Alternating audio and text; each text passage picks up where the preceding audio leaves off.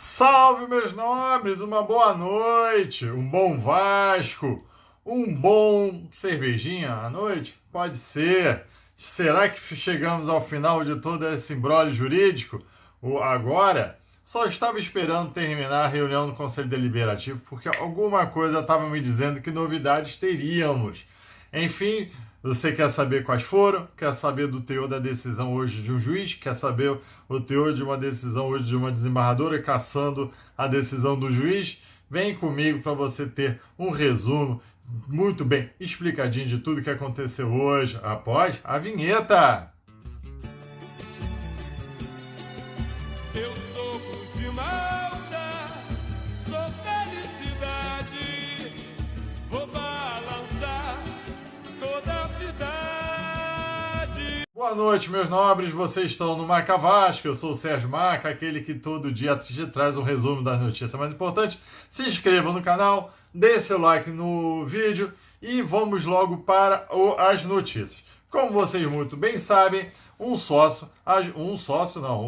vice-presidente, o ex-vice-presidente geral do Vasco da Gama, Eloy Ferreira, e mais 11 sócios, ajuizaram uma demanda buscando a nulidade da Assembleia do dia 14 e a suspensão da sessão de posse e intimação da Eleja online para apresentar a lista de sócios e tudo mais, né? Vocês estavam cientes, todo mundo ficou aguardando o que o juiz vai decidir. Será que ele é suspeito, é impedido, o que ele vai fazer? E hoje, por volta das 3 horas e 44 minutos, o doutor Paulo, ele profere sua decisão. E qual foi? Venha comigo. Primeiro, ele gasta umas 2 laudas explicando por que ele não é suspeito. Vocês muito bem lembram do vídeo de ontem que eu fiz, que expliquei essa condição da suspeição do juiz, porque o artigo 144, inciso 5º do CPC informa que todo juiz que for sócio de pessoa jurídica, ele se declara suspeito. Só que, como eu tinha falado ontem, esse sócio, na verdade, se vislumbra mais quando ele tem algum ganho financeiro dessa pessoa jurídica, sócio de uma limitada, acionista de uma sociedade anônima ou algo assim, mas que ele exerça alguma gerência também nessa pessoa jurídica. Então ele esclarece que, na verdade, a condição de associado a um clube de futebol, uma entidade sem fins lucrativos, não o deixa ele impedido de julgar.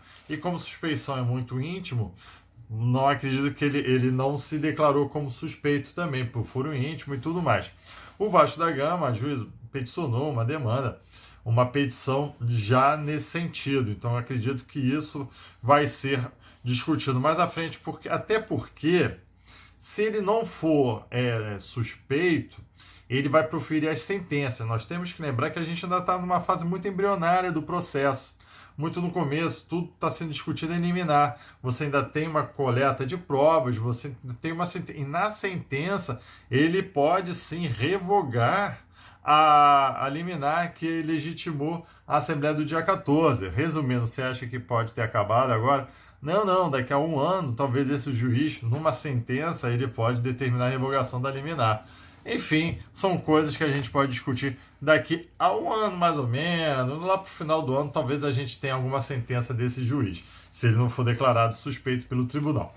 Beleza? Mas o que ele também... Ele afasta qualquer tipo de decisão ou de questões que poderiam falar que ele estaria reexaminando o mérito, haja visto que já temos a decisão do Tribunal de Justiça. Então ele não pode reexaminar aquelas questões porque um órgão superior hierarquicamente já decidiu. Então ele afasta, ele fala que ele não vai decidir nenhuma questão que está lá nos agravos.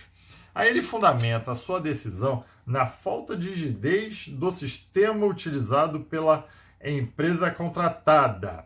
Enfim, ele bota em discussão se a Eleja realmente comprovou ser uma empresa segura. Ele discute que se o pleito atendeu a lisura que ali pede. E sendo assim, então, até ulterior decisão dele mesmo, ele suspende a posse do Jorge Salgado e determina a prorrogação do mandato do Alexandre Campelo. Eu acho que essa é uma decisão que, na verdade, não alegrou ninguém.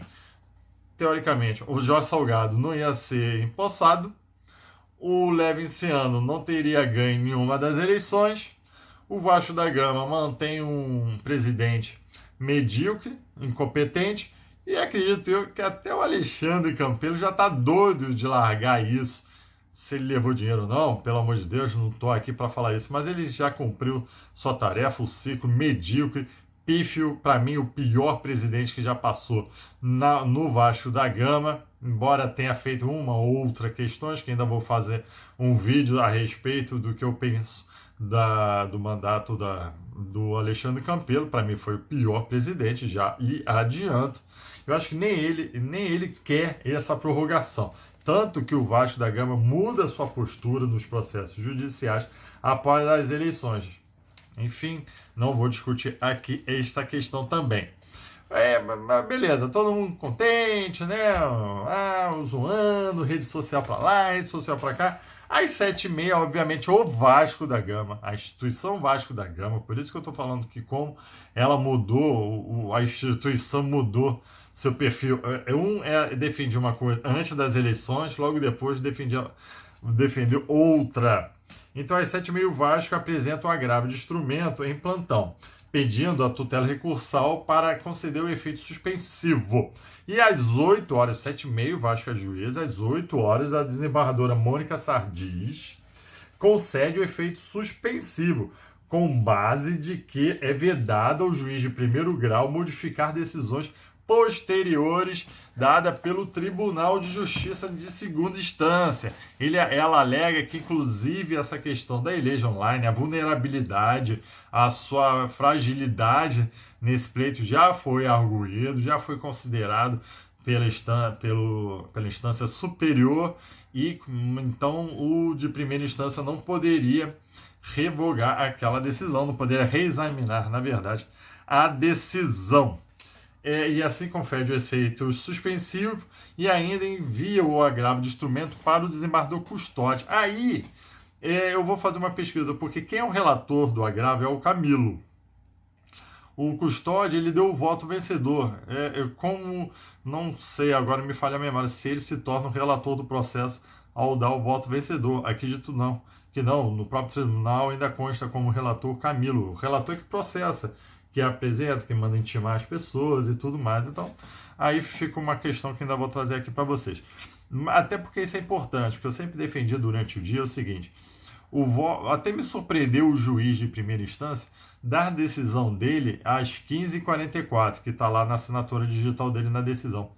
Ao meu ver, ele daria essa decisão às 8h da noite, para exatamente evitar qualquer tipo de recurso de plantão ou atrasar enormemente a sessão e tudo mais. Deu durante a tarde, o Vasco da Gama poderia ter apresentado o agravo de instrumento até às 6h, que é a hora do expediente. Só que se ele tivesse feito isso, provavelmente ia ser distribuído para o desembargador prevento, para julgar todas essas demandas dessas causas, que seria o desembargador Camilo. Então ele, para evitar isso, foi para o plantão, já sabendo quem era a desembargadora, Mônica Sardis, porque você já tem uma pauta, né, uma escala de desembargadores plantonistas, e assim foi feito. Mas por que eu esperei até o final da sessão? Porque o conselheiro novo, Simão Argolo, se não me engano, da Chapa Mais Vasco, ele levanta uma questão de ordem falando: olha só, já que a gente já está aqui, já que acabou o mandato do Campelo, teoricamente, no dia 19 de janeiro, já que, a princípio, tem uma dúvida, o artigo 76, parágrafo 1º, é claro ao falar que a posse do presidente tem que ser na segunda semana da segunda quinzena de janeiro. Mas ele fala, tá na dúvida aqui por causa das eleições diretas, nomearam, empossaram Jorge Salgado na sessão, indo de contra, inclusive, ao texto da convocação se não me engano, do Alexandre Campelo. Não estava prevendo a posse do Salgado aí. Beleza, Jorge Salgado aqui é empossado o novo presidente do Vasco da Gama. Vamos aguardar até quando, vamos ver se isso se estabiliza. Enfim, são esses dados aqui que eu posso passar para vocês fazem análises, torcem para quem deseja. O fato é que o Vasco amanhã tem um jogo muito importante para a fuga do rebaixamento. Eu já sei Já quero saber se eu posso cobrar do Jorge Salgado o pagamento dos salários, já vista que para o funcionário, se não me engano, já estão 4 meses de salários atrasados e dos jogadores 3 meses. Ele falou que ia entrar com 70 milhões na banca. Vamos aguardar. Uma boa noite.